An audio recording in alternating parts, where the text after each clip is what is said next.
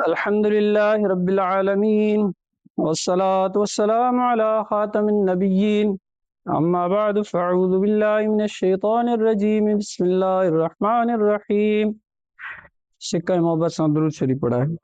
सलातु वस्सलामु अलैका या सय्यदी या रसूल अल्लाह व अला आलिका व अस्हाबिका या हबीब अल्लाह। क़ाल रसूलुल्लाह सल्लल्लाहु तआला अलैहि वसल्लम मा मिन अब्दैनि मुतहाब्बैनि फिल्लाहि यस्तक़बिलु अहदुहुमा साहिबहु फयुसाफिहु व युसल्लियानि अलन नबिय्यि सल्लल्लाहु अलैहि वसल्लम इल्ला लम यफ्तरिक़ा हत्ता तुग़फ़र ज़ुनूबुहुमा मा तक़द्दम मिनहुमा व मा तअख़्ख़र। फरमाने आखिरी नबी सल्लल्लाहु अलैहि वसल्लम आए अल्लाह पाक जे ख़ातिर पाण में मोहब्बत कंदड़ जॾहिं पाण में मिलनि हथ मिलाइनि यानी मुसाफ़िहो कनि ऐं नबी करीम सल्लल्लाहु अलैहि वसल्लम जन ते दुरूद पाक मोकिलिन त उन्हनि जे जुदा थियण खां अॻु ई ॿिन्ही जा अॻियां ऐं पोयां सगीरा गुनाह बख़्शिया वेंदा आहिनि।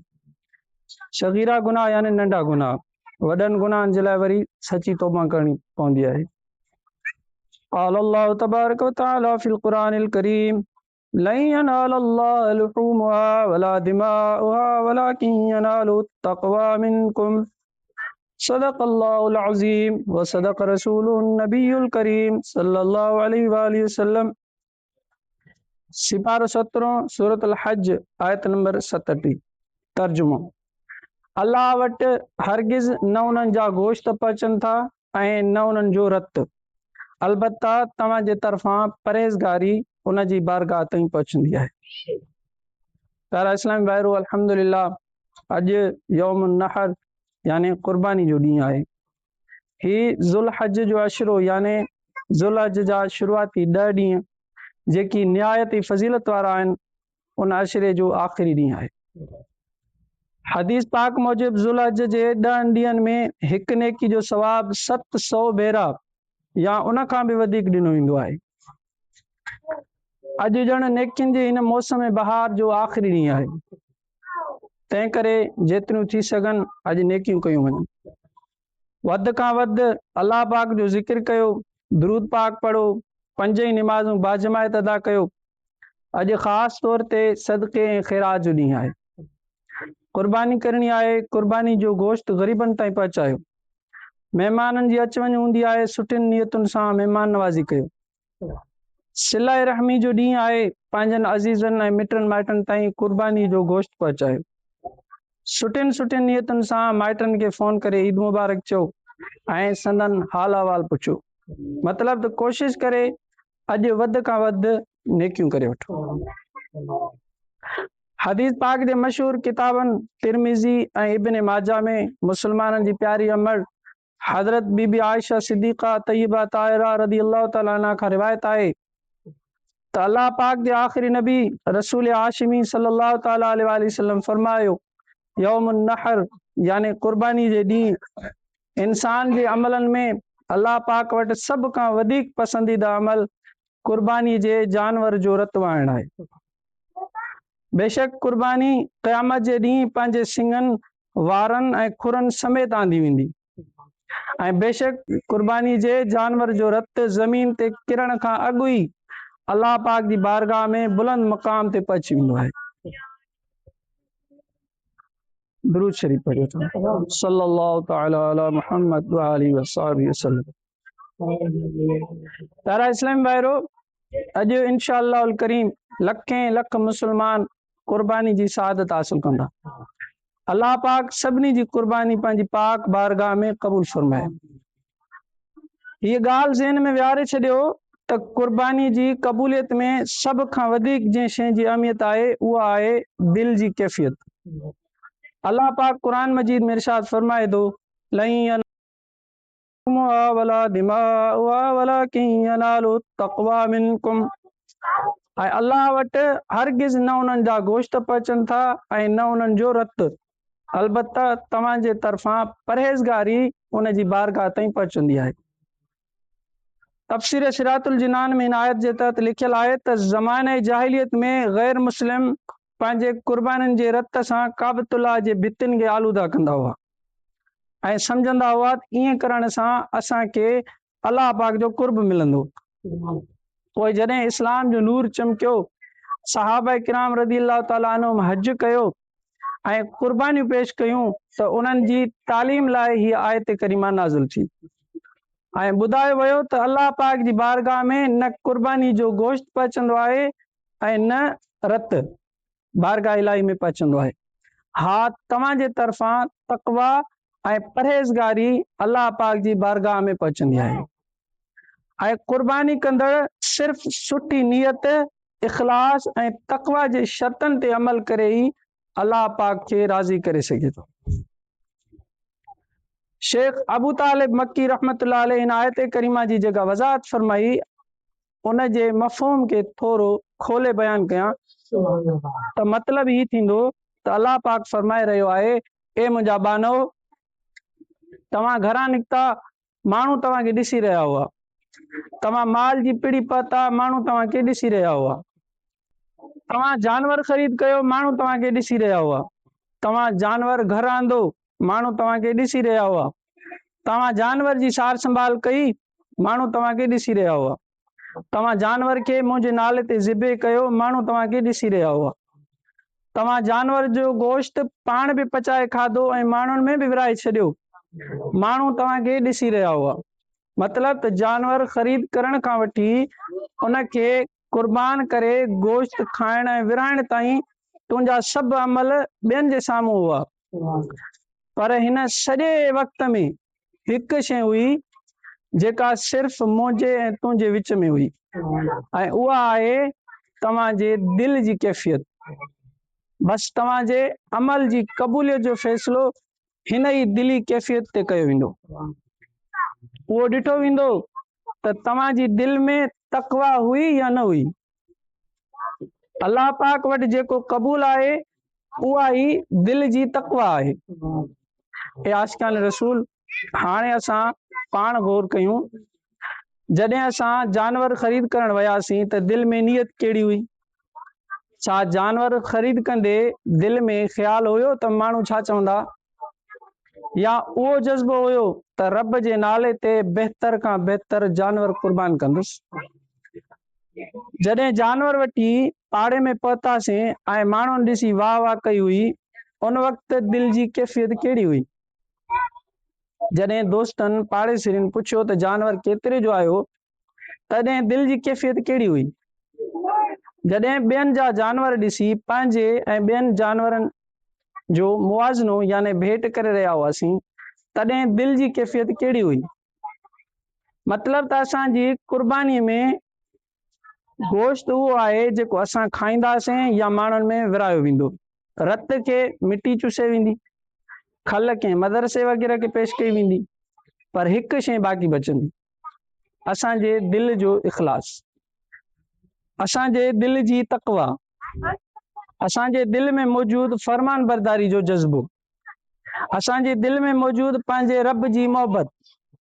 जेकॾहिं उहे मुक़द्दस कैफ़ियतूं मौजूदु आहिनि त इंशाअल्लाहुल करीम कुर्बानी क़बूल ई क़बूल आहे। पर जेकॾहिं उहे न आहिनि, इख़लास जी जाइ ते ॾेखाव आहे त माण्हू वाह वाह कनि, तक़वा जी जाइ ते रुगो गोश्त हासिल करणु मक़सदु हुजे, रब जी मोहबत जी जाइ ते पंहिंजी सखावत जो इज़हार मक़सदु हुजे त माण्हू मूंखे सखी सम्झनि, त पोइ मामिलो ॾुखियो थी सघे थो।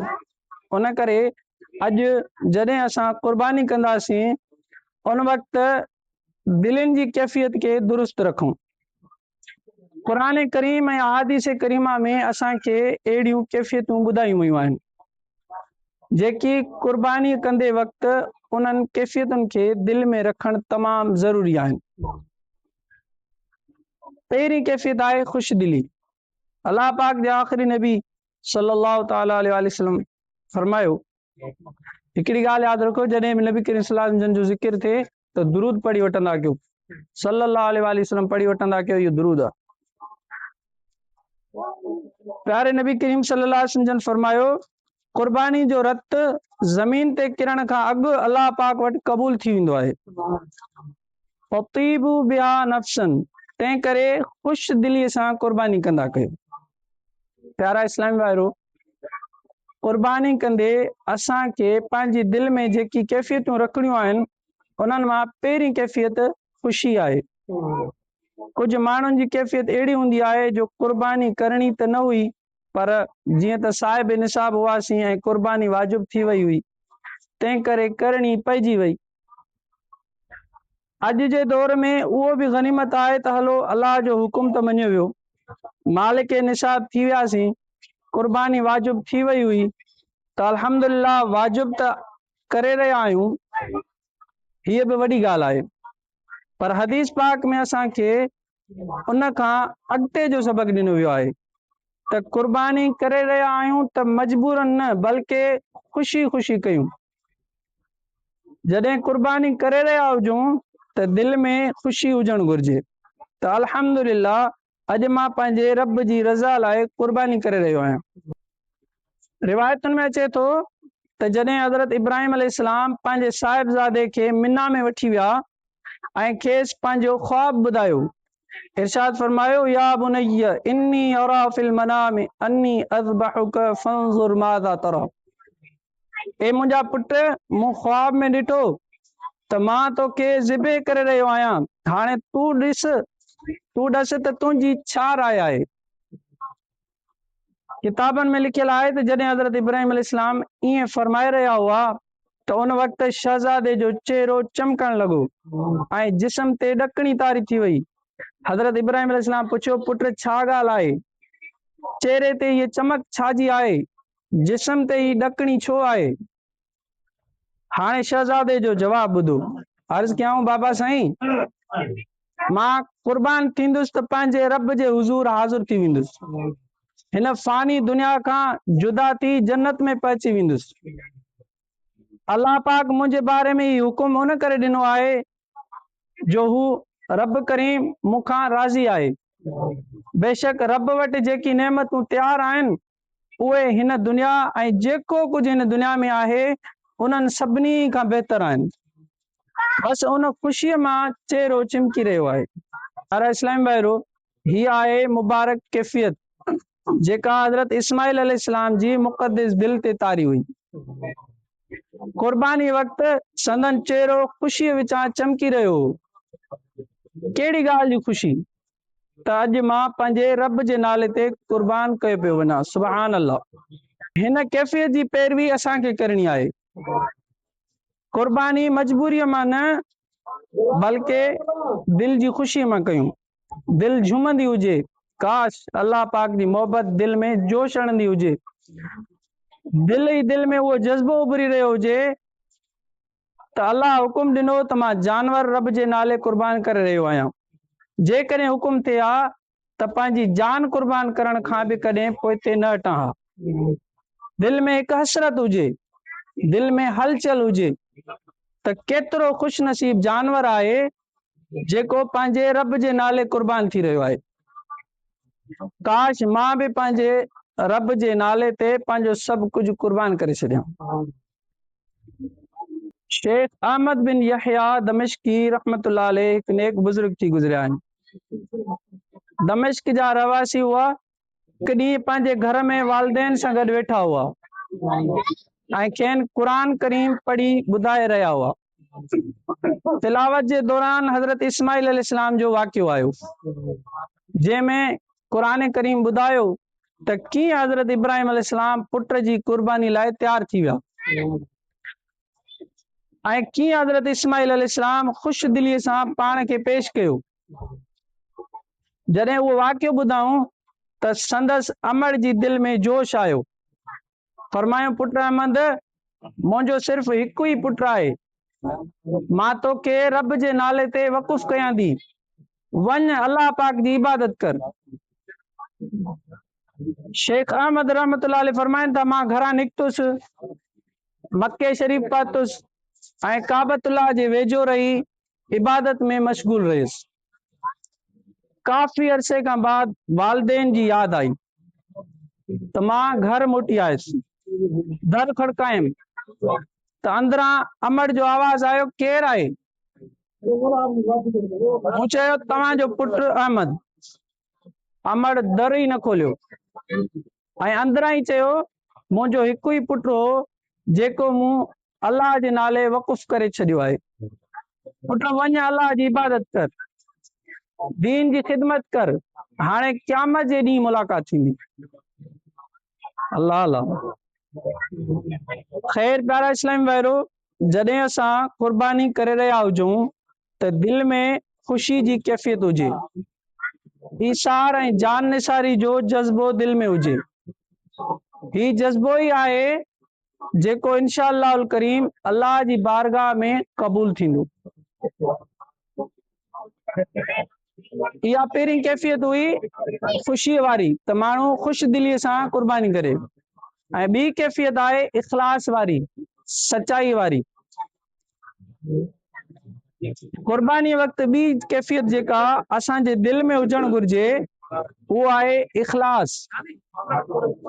प्यारे नबी रसूल हाशिमी सल्लल्लाहु तआला अलैहि वसल्लम जन फरमायो, मन वहा तीबतन नफ्सहु मुहतसिबन लिउज़हियतिही कानत लहू हिजाबम मिनन नार।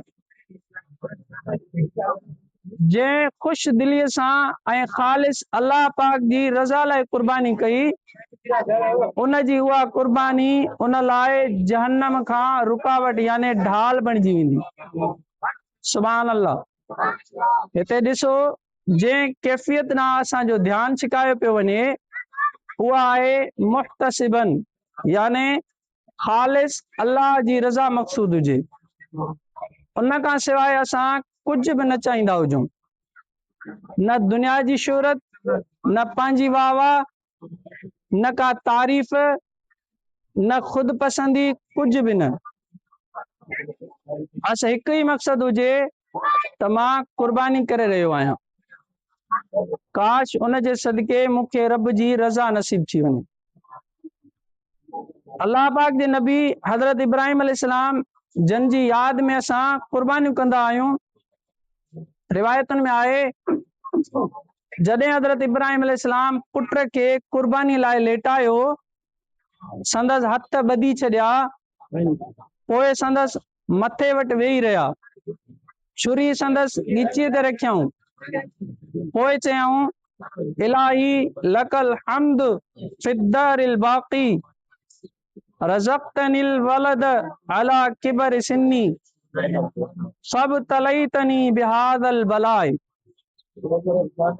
याने ए अल्लाह पाक, हमेशा हमेशा ताईं तुंहिंजी ही साराह आहे, तो मूंखे पुढ़ाइप में पुट अता फरमायो, पोइ उन जे ज़रिए ही आज़माइश फरमाई, फ़इन कान हाज़ा रिदन लक फ़उसल्लिमु लिअम्रिक। पोइ जेकॾहिं तुंहिंजी रज़ा उन्हीअ में ई आहे त मां तुंहिंजी रज़ा जे ख़ातिर तुंहिंजे हुकुम अॻियां सिर झुकायां थो। किताबनि में लिखियल आहे त जॾहिं हज़रत इब्राहिम अलैहिस्सलाम ही चयो त मलाइक बि रुना ऐं अल्लाह पाक जी हुज़ूर अर्ज़ कयाऊं, मौला ही तुंहिंजा नबी आहिनि, उन्हनि मां हिकु तुंहिंजी रज़ा लाइ मुंहुं भर लेटियल आहे, ॿियो तुंहिंजी रज़ा लाइ ज़िबे करण लाइ तयारु आहे। पोइ अल्लाह पाक हज़रत इस्माइल अलैहिस्सलाम जे बदिले में जन्नती दुंबो याने घेटो मोकिलियो। प्यारा इस्लामी भाइरो, हिन अज़ीम शान क़ुर्बानी जे वक़्तु इन्हनि ॿिन्ही बुलंद रुतबे वारनि नबियनि सगोरनि जे दिलनि जी कैफ़ियत कहिड़ी हुई, उहा न असां ॼाणे सघूं था, न उते पहुची सघूं था, पर उहे रिवायतूं उन्हनि कैफ़ियतुनि जी हिकु झलक ज़रूरु ॾेखारींदियूं।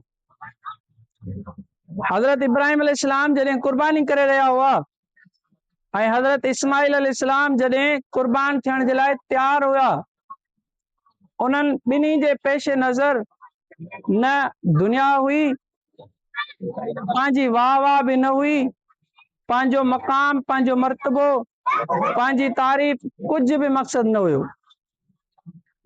संदन दिलियूं सिर्फ़ उन ॻाल्हि लाइ तड़पी रहियूं हुयूं, उहा ही त अल्लाह पाक असां खां राज़ी थी वञे। मालूम थियो त क़ुर्बानी जो असुल फ़लसफ़ो वो आहे ई अल्लाह पाक जी रज़ा।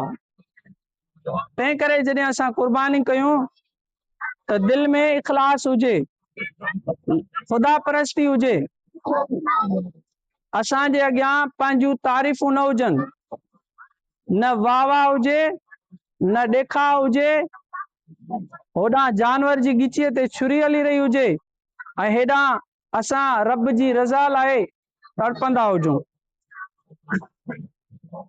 दिल ई दिल में दुआऊं करे रहिया हुजूं, ए अल्लाह जेको मुंहिंजे वस में हुयो सो मूं कयो, ए अल्लाह हाणे पंहिंजे ख़लील जे सदके मूंखां राज़ी थी वञ। प्यारा इस्लामी भाइरो, इख़लास ई अमल जी जान आहे, उहा ई क़बूलियत जी कुंजी आहे। आलिम सगुरा फरमाइनि था, इख़लास खां सवाइ अमल बेजान जिस्म वांगुरु आहे। उहो ॼण अहिड़ो वण आहे जंहिं ते मेवो नाहे लॻंदो। तंहिं करे जीअं बेजान जिस्म दफ़नाइण जे लाइक़ु हूंदो आहे, ईअं ई इख़लास खां सवाइ अमल कंहिं बि कम जो नाहे। जीअं मेवे खां सवाइ वण मारण जे कमु ईंदो आहे, ईअं ई रियाकारी यानी माण्हुनि खे ॾेखाव वारी इबादत जहन्नम में वञण जो सबबु बणिजी सघे थी। तव्हां ॼाणो था त हरण हिकु मशहूरु जानवर आहे। दुनिया जी बहितरीन ख़ुशबू जंहिंखे कस्तूरी चयो वेंदो आहे, उहा हरण जे ज़रिए हासिल थींदी आहे। हरण में उहा ख़ुशबू किथां आई? अल्लामा दमीरी रहमतुल्लाह अलैह हयातुल हैवान में हिकु रिवायत लिखी आहे, फरमाइनि था जॾहिं अल्लाह पाक जा नबी हज़रत आदम अलैहिस्सलाम दुनिया में तशरीफ़ खणी आया, जीअं त अल्लाह पाक जा नबी बि आहिनि ऐं ख़लीफ़तुल्लाह बणिजी करे तशरीफ़ खणी आया हुआ, जीअं त ज़मीन ते जेके बि जानवर हुआ उहे खेनि ख़िदमत में सलाम पेश करण लाइ हाज़िर थिया। हाणे मंज़र कुझु हीअं हुयो जो सभु जानवर वारे वारे सां हाज़िर थी रहिया हुआ। हज़रत आदम अलैहिस्सलाम हर हिक जे हस्बे हाल उन्हनि जे लाइ दुआ फरमाए रहिया हुआ। उन दौरान हरण बि हाज़िर थी। हज़रत आदम अलैहिस्सलाम हरण जी पुठीअ ते पंहिंजो हथु घुमायो ऐं दुआ फरमाई, जंहिंजी बरकत सां उन मां ख़ुशबू जी महक अचण लॻी। हाणे जॾहिं ही हरण वापसि विया, जॾहिं ॿियनि जानवरनि पुछियो तव्हांजे अंदरि ही ख़ुशबू किथां आई, हरणनि चयो त हज़रत आदम अलैहिस्सलाम जे मुबारक हथ ऐं दुआ जी बरकत आहे।